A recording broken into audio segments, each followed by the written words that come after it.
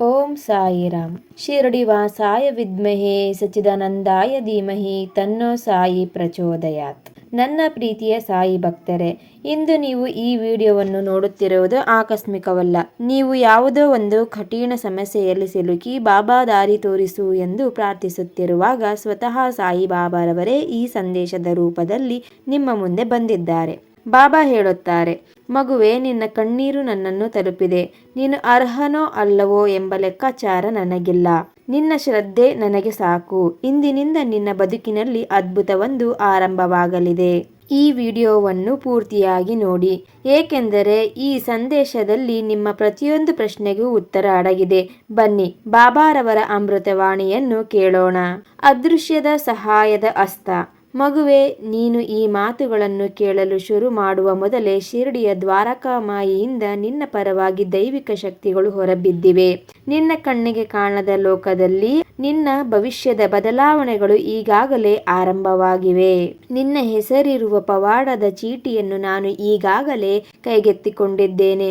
ಇದು ನೀನು ಎಷ್ಟು ಪೂಜೆ ಮಾಡುತ್ತಿದ್ದೀಯಾ ಅಥವಾ ಎಷ್ಟು ಮಂತ್ರ ಹೇಳಿದ್ದೀಯಾ ಎಂಬುದರ ಮೇಲೆ ನಿರ್ಧರಿತವಾಗಿಲ್ಲ. ಬದಲಾಗಿ ನಿನ್ನ ನೋವು ಸಾಕು ಎಂದು ನಾನು ನಿರ್ಧರಿಸಿದ್ದರಿಂದ ಇದು ನಡೆಯುತ್ತಿದೆ. ನೀನು ಇಂದು ನಿನ್ನ ಬದುಕಿನಲ್ಲಿ ನೋಡುತ್ತಿರುವುದು ಕೇವಲ ಕಷ್ಟದ ಮಾಯೆ. ಖಾಲಿಯಾದ ನಿನ್ನ ಜೇಬು, ನಿನಗೆ ಬೆನ್ನು ತೋರಿಸಿದ ಸಂಬಂಧಿಕರು ಮತ್ತು ನಿನ್ನನ್ನು ಕಾಡುತ್ತಿರುವ ರೋಗ, ಇವುಗಳನ್ನು ನೋಡಿ ನೀನು ಸೋತು ಹೋಗಿದ್ದೀಯಾ. ಆದರೆ ನನ್ನ ದೃಷ್ಟಿಯಲ್ಲಿ ನೀನು ಈಗಾಗಲೇ ಗೆದ್ದಿದ್ದೀಯಾ. ಸಮುದ್ರದ ಅಲೆಗಳು ಎಷ್ಟೇ ಅಬ್ಬರಿಸಿದರೂ ಅವು ದಡವನ್ನು ದಾಟಲಾರವು. ಹಾಗೆಯೇ ನಿನ್ನ ಕಷ್ಟಗಳು ಕೂಡ ನನ್ನ ಆಜ್ಞೆಯನ್ನು ಮೀರಿ ನಿನಗೆ ಅಂತಿಮ ಹಾನಿ ಮಾಡಲಾರವು. ಬಾಬಾ, ಎಲ್ಲರೂ ನನ್ನ ಕೈ ಬಿಟ್ಟರು, ನನಗಿದ್ದ ದಾರಿಗಳೆಲ್ಲ ಮುಚ್ಚಿ ಹೋದವು ಎಂದು ನೀನು ಅಳುತ್ತಿದ್ದೀಯಾ. ಮಗುವೆ, ಆ ಬಾಗಿಲುಗಳನ್ನು ಮುಚ್ಚಿದ್ದು ಬೇರೆ ಯಾರೂ ಅಲ್ಲ, ಸ್ವತಃ ನಾನೇ. ಏಕೆಂದರೆ ಆ ಹಾದಿಯಲ್ಲಿ ನಿನಗೆ ದೊಡ್ಡ ಕಂದಕವಿತ್ತು.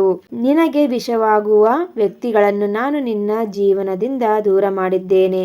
ನಾನು ಒಂದು ಬಾಗಿಲನ್ನು ಮುಚ್ಚಿದರೆ ನಿನ್ನ ಯೋಚನೆಗೂ ನಿಲುಕದ ಅದ್ಭುತವಾದ 100 ದಾರಿಗಳನ್ನು ನಾನು ನಿನಗಾಗಿ ತೆರೆದಿರುತ್ತೇನೆ.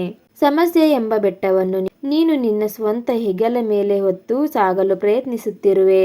ಅದಕ್ಕೆ ನಿನಗೆ ಇಷ್ಟು ಸುಸ್ತಾಗುತ್ತಿದೆ. ಆ ಭಾರವನ್ನು ನನ್ನ ಪಾದದ ಬಳಿ ಇಳಿಸಿಬಿಡು. ನೀನು ಯಾವಾಗ ಬಾಬಾ, ಈ ಭಾರ ನಿನ್ನದು, ನೀನೇ ಇದನ್ನು ಹೊರಿಸು ಎಂದು ಸಂಪೂರ್ಣವಾಗಿ ಶರಣಾಗುತ್ತೀಯೋ, ಆ ಕ್ಷಣವೇ ಆ ಬೆಟ್ಟವು ಹಗುರವಾದ ಹತ್ತಿಯಂತಾಗುತ್ತದೆ.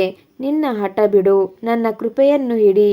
ಕತ್ತಲೆಯಲ್ಲಿರುವ ಬೀಜವು ಮಣ್ಣನ್ನು ಸೀಳಿ ಹೊರಬರುವ ಮುನ್ನ ಬಹಳ ನೋವನ್ನು ಅನುಭವಿಸುತ್ತದೆ. ಆದರೆ ಆ ಕತ್ತಲೆಯೇ ಅದಕ್ಕೆ ಶಕ್ತಿ ನೀಡುತ್ತದೆ. ನಿನ್ನ ಜೀವನವು ಈಗಲೇ ಅದೇ ಕತ್ತಲೆಯಲ್ಲಿದೆ.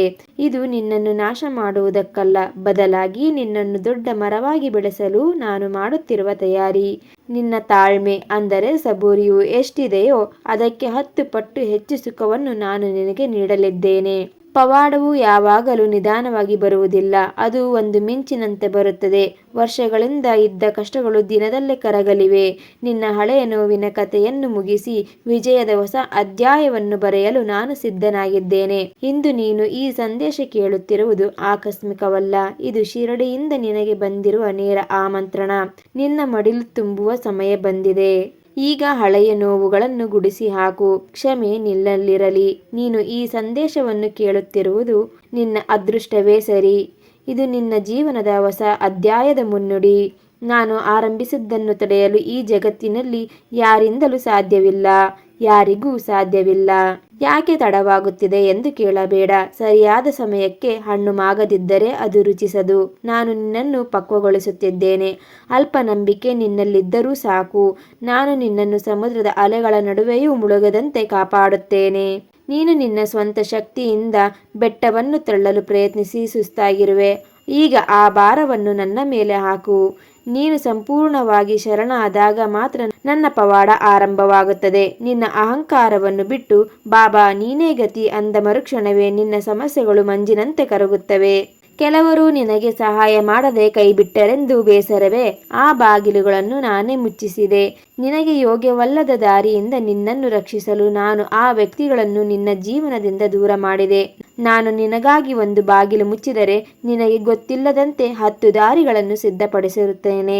ನಿನ್ನ ಬ್ಯಾಂಕ್ ಖಾತೆ ಖಾಲಿಯಾಗಿರಬಹುದು, ಸಂಬಂಧಗಳು ಕಹಿಯಾಗಿರಬಹುದು, ಆದರೆ ನೆನಪಿಡು, ಭೂಮಿಯ ಆಳದಲ್ಲಿರುವ ಬೀಜವು ಮೊಳೆಯುವ ಮೊದಲು ಸಂಪೂರ್ಣ ಕತ್ತಲೆಯಲ್ಲಿರುತ್ತದೆ. ನಿನ್ನ ಜೀವನವು ಈಗ ಅದೇ ಹಂತದಲ್ಲಿದೆ. ಶೀಘ್ರವೇ ನೀನು ಮಣ್ಣನ್ನು ಸೀಳಿ ಹೊರಬರುವ ಮರದಂತೆ ಚಿಗುರುತ್ತೀಯಾ. ಮಗುವೆ, ನೀನು ಈ ಮಾತುಗಳನ್ನು ಕೇಳುತ್ತಿರುವುದು ನಿನ್ನ ಕಣ್ಣಿಗೆ ಕಾಣದ ಲೋಕದಲ್ಲಿ ಬದಲಾವಣೆ ಶುರುವಾಗಿದೆ. ನಿನ್ನ ಜೀವನದಲ್ಲಿ ನೀನು ಅರ್ಹನೋ ಅಲ್ಲವೋ ಎಂಬ ಲೆಕ್ಕಾಚಾರ ನಾನು ಮಾಡುವುದಿಲ್ಲ, ಏಕೆಂದರೆ ನಿನ್ನ ಕಣ್ಣೀರು ನನ್ನನ್ನು ಕರಗಿಸಿದೆ.